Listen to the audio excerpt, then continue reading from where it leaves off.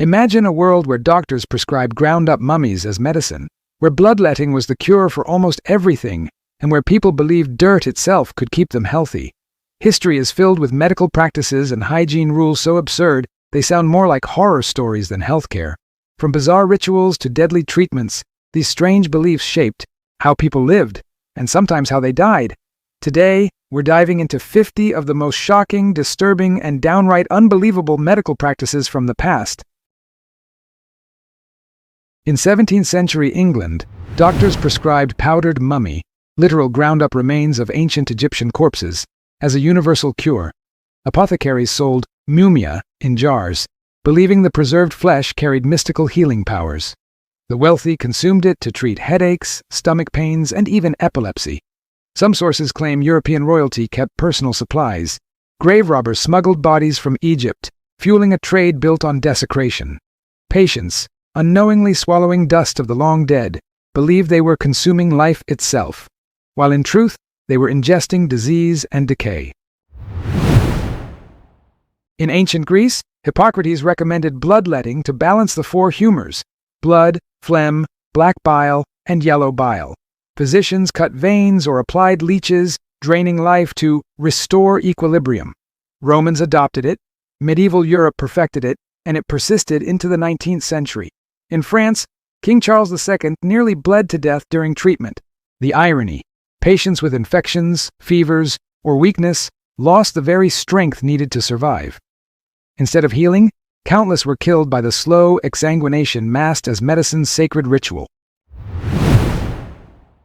In 16th century France, physicians believed tobacco smoke enemas could revive drowning victims. Using bellows, they pumped smoke directly into the rectum, assuming warmth and stimulation would restart breath. London even placed tobacco enema kits along the Thames like modern defibrillators. Some doctors extended its use to cure headaches, cholera, and hernias. But the result was horrific. Patients suffocated, poisoned, or simply humiliated by the invasive ritual. What began as noble resuscitation quickly became one of history's most absurd, dangerous, and grotesque life-saving practices. Medieval Europe saw urine therapy hailed as diagnostic and medicinal. Physicians tasted, smelled, and studied urine to judge illness, but some prescribed drinking it as a cure. In 14th century Germany, texts advised warm morning urine for plague prevention.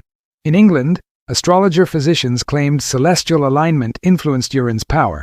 Some even recommended bathing in it to heal wounds or brighten skin. The logic: what leaves the body carries hidden vitality. In reality, patients recycled waste and toxins, transforming hygiene into ritualized self-poisoning disguised as purity.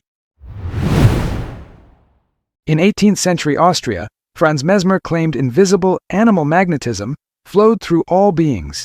He staged dramatic sessions in Paris salons, where patients sat around tubs of iron rods, holding hands while eerie music played.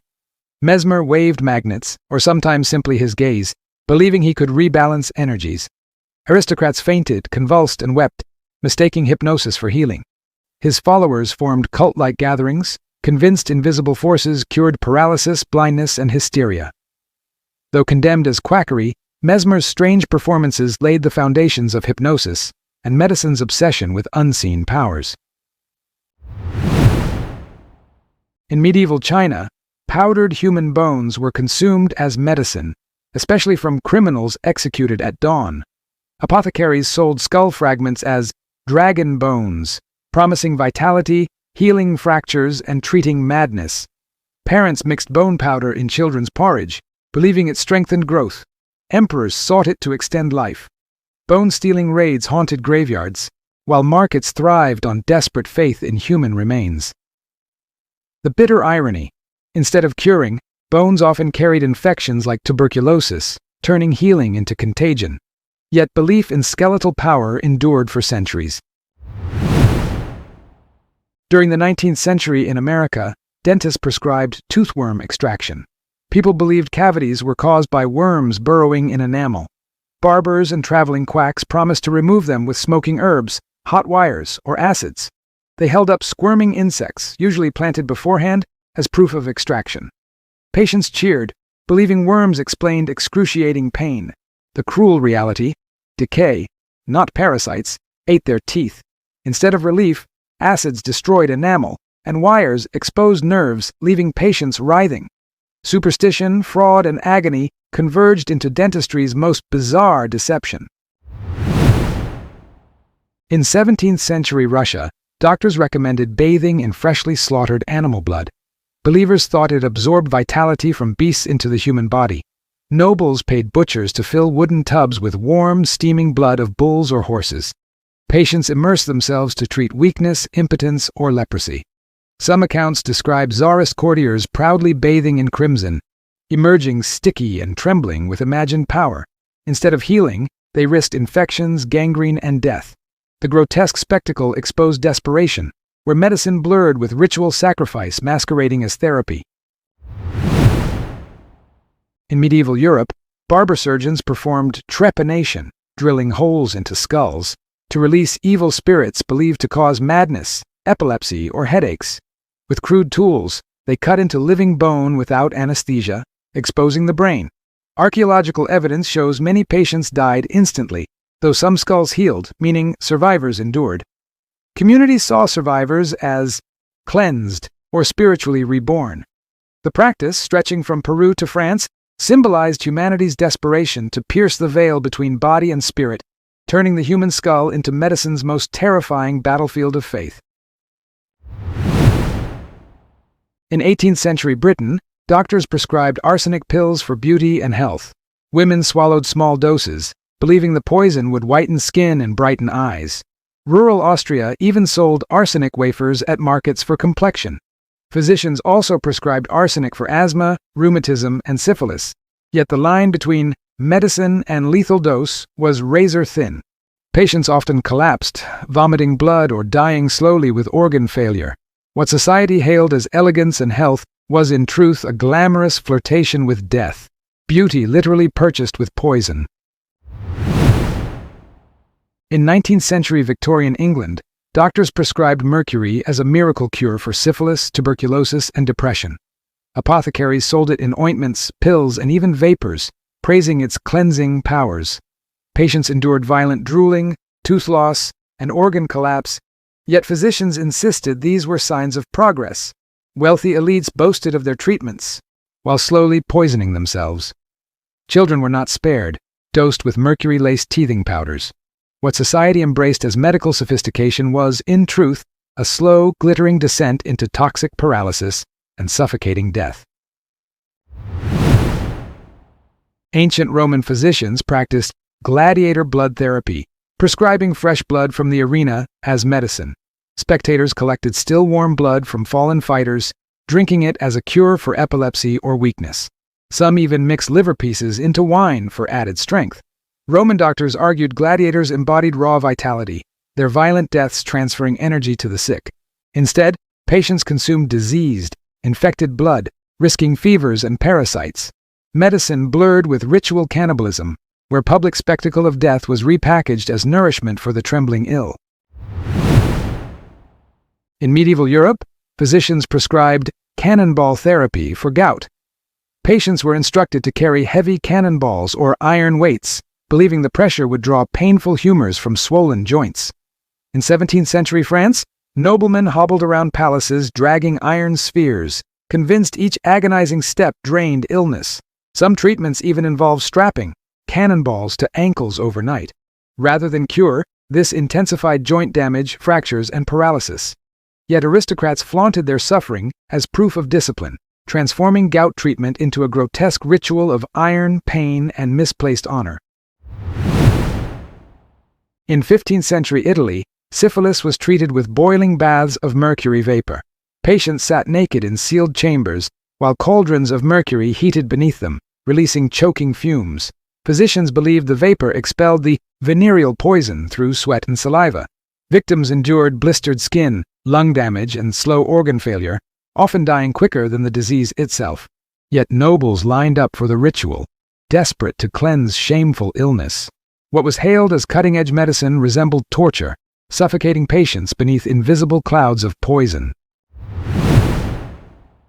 What if I told you that in early modern Germany it was fashionable to consume the dead? Well, it's true. It was fashionable to grind up corpses into medicine. Physicians would mix ground-up human fat, known as mumia, into salves for wounds or distill the skull fragments into tinctures for headaches. Thieves' fingers, hanged men's fat, even powdered hearts were sold in apothecaries. And it was all believed to be a cure for everything from baldness to the plague. The rich would drink a concoction of bone mixed with wine, believing that the stolen vitality of the dead would transfer to them, making them immortal. Executioners would profit by selling corpses immediately after death, so it was a win-win situation for everyone involved. But it wasn't just about money or power. There was also an element of cannibalism and witchcraft involved. Cannibalism because people were consuming the flesh of the dead, and witchcraft because they were stealing the souls of criminals and the condemned. This was a time when medicine blurred with magic and greed consumed Europe's elite. In 18th century Japan, women followed ohaguro, tooth blackening, believing black teeth symbolized purity and beauty. A paste of iron filings, vinegar, and tea soot was painted daily, rotting enamel while staining teeth jet black. Samurai families considered it a sign of loyalty and refinement. Physicians even claimed it prevented decay, though in truth it accelerated infections and gum disease. Brides applied the mixture before weddings, smiling proudly with metallic blackened mouths. What began as cultural elegance evolved into a painful, toxic ritual that corroded health beneath ornamental beauty. In 16th century France, King Henry II's surgeons used boiling oil to treat gunshot wounds, believing bullets carried poisonous residue. Wounded soldiers screamed as molten oil was poured into open flesh. The agony caused shock, infection, and death, yet doctors insisted it purified wounds. In 1536, surgeon Ambroise Paré accidentally ran out of oil, using egg yolk and rose oil instead, miraculously saving patients. His discovery challenged centuries of torture disguised as healing. Until then, countless men burned alive under medicine's merciless fire, masquerading as cure. In ancient Egypt, crocodile dung was mixed with honey and inserted vaginally as a contraceptive. Priests prescribed it believing dung possessed sacred protective powers. Women endured infections, burns, and infertility, mistaking suffering for prevention. The practice spread into parts of Mesopotamia, where donkey dung variations were also tried. Physicians wrapped excrement in linen tampons, instructing women to carry them during intercourse. Instead of preventing pregnancy, the filth introduced bacteria, causing miscarriages and death. Fertility was guarded not by medicine, but by grotesque superstition disguised as ritual. In medieval Persia, physicians treated migraines by cauterizing the skull. Heated iron rods were pressed against the scalp, burning holes into bone to release trapped vapors. Patients screamed under flames, restrained as flesh sizzled. Some fainted from agony, others died from infection or blood loss. Chronic sufferers begged for the ritual, believing pain was expelled with each searing strike. The practice spread across Islamic hospitals, blending science with brutality. What physicians called treatment was closer to torture, scorching lives in pursuit of imagined healing. In 19th century Ireland, corpse touch therapy was believed to cure swelling and glandular disease. Families carried sick children to freshly executed criminals, pressing the lifeless hand against swollen necks. Some even scraped dried blood onto wounds as medicine. Parents swore by the ritual, laming the dead's violent end transferred healing energy. Physicians observed silently, unwilling to confront cultural superstition. In reality, corpses carried disease, accelerating suffering. Instead of healing, children embraced death's hand, their fragile bodies poisoned by folklore that turned execution into sacred cure. In Renaissance Italy, physicians prescribed earwax remedies for sore throats and wounds. Doctors claimed wax carried protective properties, and patients scraped their own or begged from relatives. Recipes suggested mixing earwax with honey or goat fat, then swallowing the sticky paste. Some healers rubbed it directly on wounds, believing it repelled evil spirits. Instead, infections festered. Maggots thrived, and pain worsened. The bizarre logic twisted human waste into medicine, showing how desperation made the grotesque seem sacred under the veil of healing. In 17th century England, plague doctor potions included powdered emeralds, unicorn horn shavings, and crushed toads. Wealthy Londoners purchased these exotic concoctions, believing rare substances carried mystical resistance to pestilence. Physicians mixed powders into wine or spread them on bread, selling at astronomical prices during outbreaks. Many fell ill quicker, poisoned by arsenic. Laced fakes or parasites hidden in ground toads. The illusion of luxury medicine blinded society, where desperation for survival transformed superstition into commerce, turning the fear of plague into profit cloaked as cure. In medieval Scandinavia, berserk warriors consumed hallucinogenic mushrooms before battle, but physicians later prescribed the same fungi for melancholy and madness. Patients chewed fly agaric mushrooms, sweating, convulsing, and foaming at the mouth. Healers mistook hallucinations for spiritual cleansing, believing visions expelled demons. Villages watched the sick stagger, whispering of divine contact. In truth, toxins fried nervous systems, leaving lasting brain damage. What began as warrior ritual became medical treatment, where terror, visions, and poison blurred into a practice worshipped as divine intervention.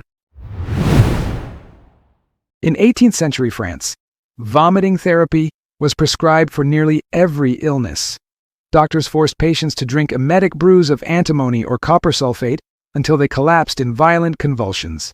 Nobles endured sessions to purge corrupt humors, believing retching cleansed both body and soul. Patients vomited blood, lost consciousness, and sometimes drowned in their own fluids. Apothecaries grew wealthy as citizens ruined their health. Medicine equated suffering with healing, binding faith to agony, until vomiting became a ritualized descent into torture, masquerading as therapeutic salvation. In ancient India, some Ayurvedic practitioners prescribed cow urine as a universal cure. Devotees drank it daily to treat fevers, leprosy, and infertility, considering cows sacred vessels of healing. Texts praised its divine energy, urging believers to wash wounds and even bathe in it. Across villages, urine was collected at dawn, considered most potent before sunrise. Instead of purifying, it carried parasites and diseases, often worsening conditions.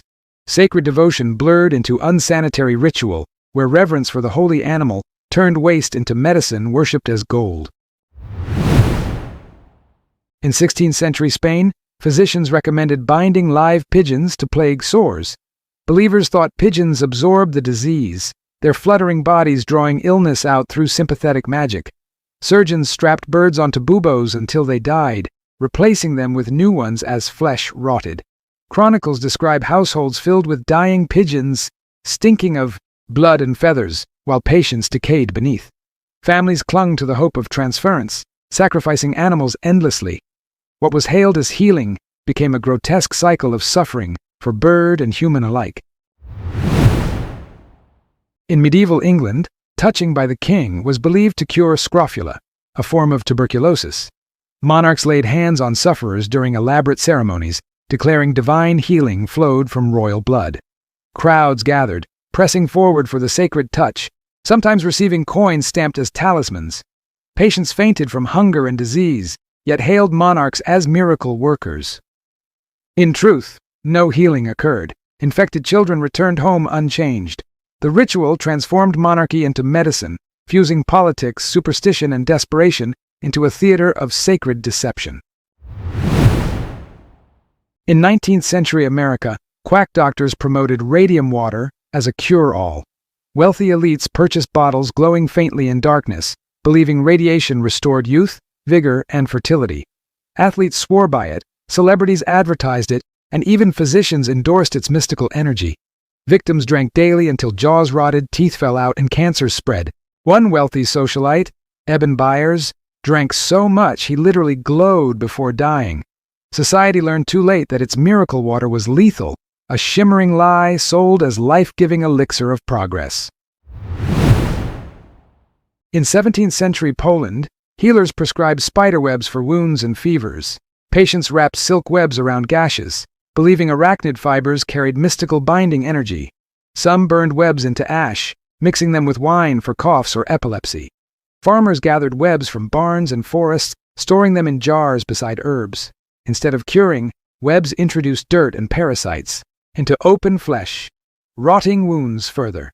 Medicine blurred with folklore, where fragile spider silk became a symbol of hope, binding sickness and superstition's delicate threads. In medieval Arabia, physicians treated epilepsy with camel dung smoke. Dried dung was burned in censers, and patients inhaled the acrid fumes, choking until dizzy.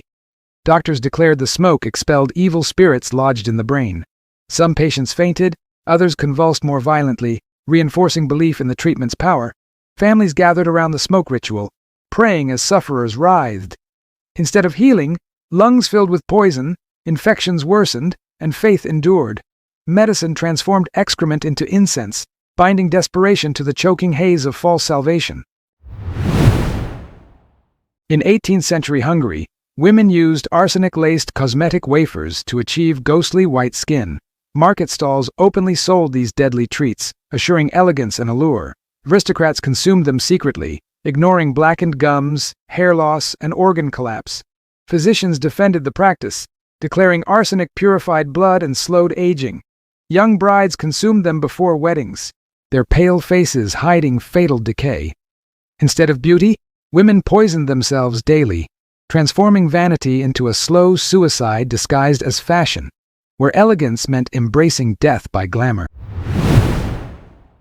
In medieval France, physicians recommended wearing amulets filled with dried toads around the neck to ward off plague. Some tied live toads to sores, believing they absorbed sickness until death. Amulets, often stinking with rot, were passed between families as cherished relics. Merchants profited by selling preserved amphibians during outbreaks, claiming divine blessing. Instead of protection, people carried festering sources of disease close to their skin. What society hailed as sacred talismans became grotesque necklaces of decay, dragging hope into the swamp of delusion. In 19th century Austria, doctors endorsed strychnine tonics as energy boosters. Patients drank bitter concoctions, convinced tiny doses sharpened nerves and increased vitality. Athletes, businessmen, and housewives alike consumed it, reporting bursts of strength before collapsing in spasms. The line between medicine and lethal dose was microscopic, and overdoses became routine. Still, pharmacists praised its power, advertising strychnine wine as invigorating. In truth, it shredded muscles, paralyzed lungs, and killed silently. The pursuit of energy turned into a dance with death sold in glass bottles. In 16th century England, physicians treated smallpox scars with pigeon blood masks. Nobles smeared fresh blood over blistered faces, convinced it smoothed skin and restored youth. Servants slaughtered pigeons daily to supply aristocratic households with crimson beauty rituals. Women sat for hours as blood dried, cracking across pustules while infections seeped deeper. Instead of healing, the grotesque paste worsened scarring and spread disease. Yet the crimson mask symbolized wealth and refinement, a macabre beauty treatment where vanity demanded slaughter and suffering beneath a veil of blood. In ancient China, physicians prescribed ground pearls mixed into drinks as medicine for longevity and elegance. Empress Wu Zetian reportedly consumed pearl dust daily, believing it preserved youth and divine radiance. Wealthy families crushed priceless gems into powder, mixing it with tea or wine. Physicians promised protection against aging, fevers, and insanity. In truth, pearl's calcium content offered no miracle, only ruined teeth and indigestion.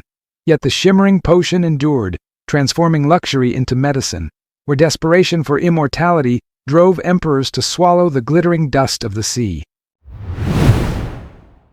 In medieval Europe, physicians prescribed bleeding through leeches for women's menstrual irregularities.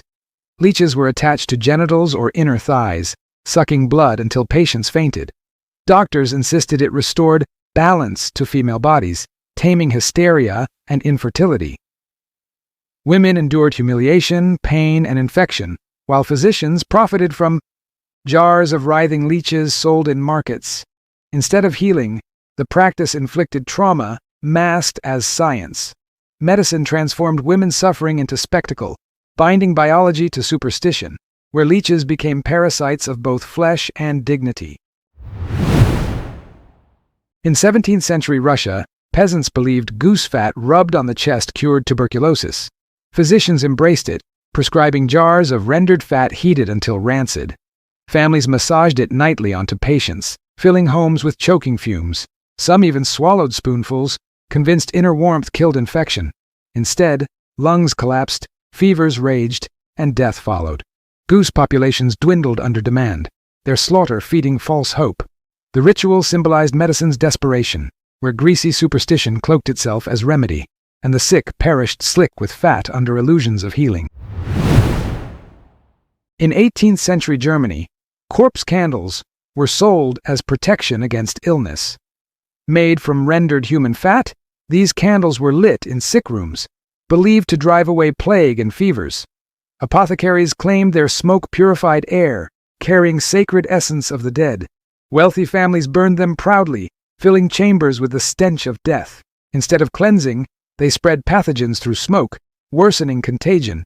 Medicine blurred with necromancy, transforming human remains into household relics, where the dying prayed beneath a flickering flame carved from another's flesh.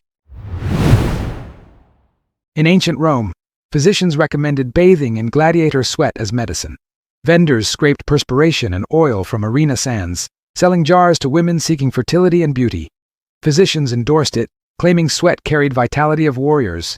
Nobles smeared it on faces, drank diluted mixtures, and even rubbed it on genitals for potency. Instead of healing, sweat introduced bacteria, causing rashes and infections. Yet Rome embraced the bizarre ritual, transforming death-soaked arenas into pharmacies, where blood, sweat, and sand became elixirs for society's most desperate desires. In 19th century America, electrotherapy belts promised to cure impotence, paralysis, and depression. Men strapped buzzing contraptions around waists, shocking themselves daily with weak electric currents. Advertisements showed glowing auras, promising renewed virility and strength. Doctors endorsed them as modern marvels of science, selling at high prices to desperate customers. Instead, patients suffered burns, nerve damage, and psychological collapse. What was marketed as electricity's miracle became painful gimmickry, turning technology into torture. Medicine's obsession with progress electrified desperation, sparking false hope that crackled into tragedy. In 16th century France, doctors prescribed powdered bezoars, calcified lumps from goat or ox stomachs, as universal antidotes. Kings carried jeweled bezoars in goblets, believing poison turned harmless when touched. Apothecaries ground them into tonics, selling at prices higher than gold. Physicians swore they neutralized venom, yet tests proved useless. Nobles trusted their lives to foul stones, drinking false safety at feasts. Many died convinced salvation was within reach. What glittered as alchemy was worthless indigestion hardened in beasts, worshipped as treasure but powerless against death. In 17th century England, physicians recommended powdered unicorn horn for epilepsy, plague, and poisoning. Nobles paid fortunes for what was actually narwhal tusk, smuggled from Arctic seas. Apothecaries carved it into goblets, claiming any drink poured within became safe. Aristocrats swallowed horn dust daily, imagining divine protection. Instead, they consumed worthless powder, while diseases spread unchecked. Narwhal populations suffered mass slaughter to feed the fraud.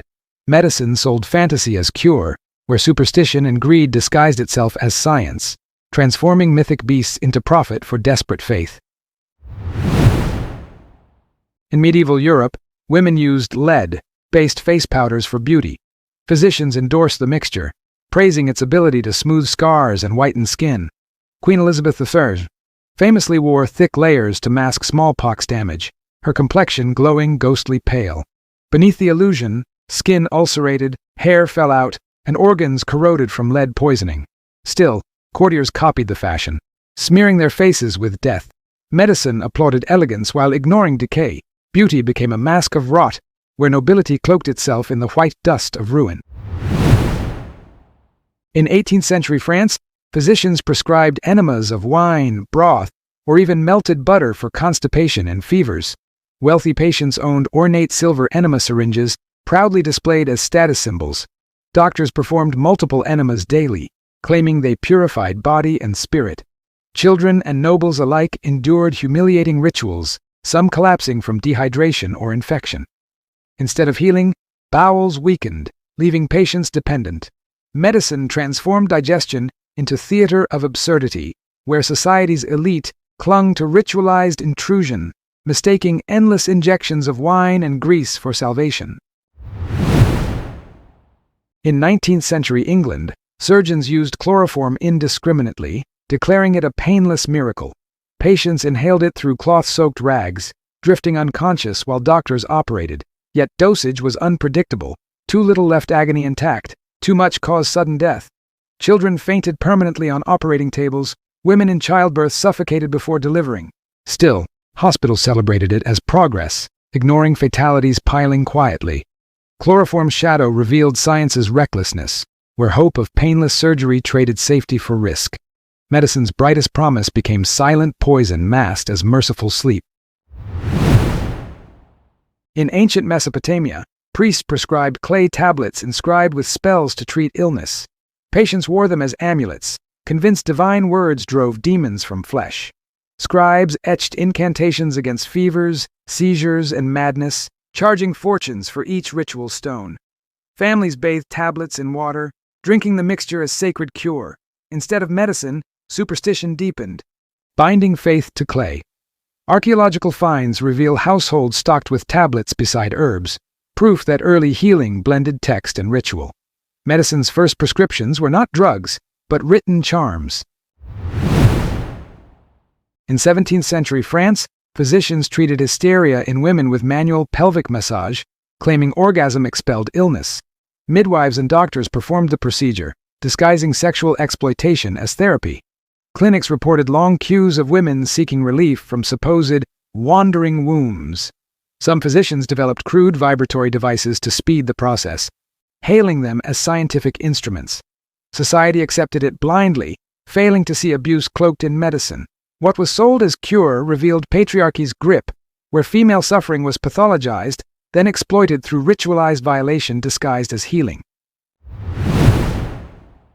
In 18th century Ireland, families believed corpse cures for tuberculosis required sleeping beside the dead. Relatives laid children next to freshly buried corpses or pressed their bodies against still warm cadavers. Physicians observed silently, too afraid to challenge belief.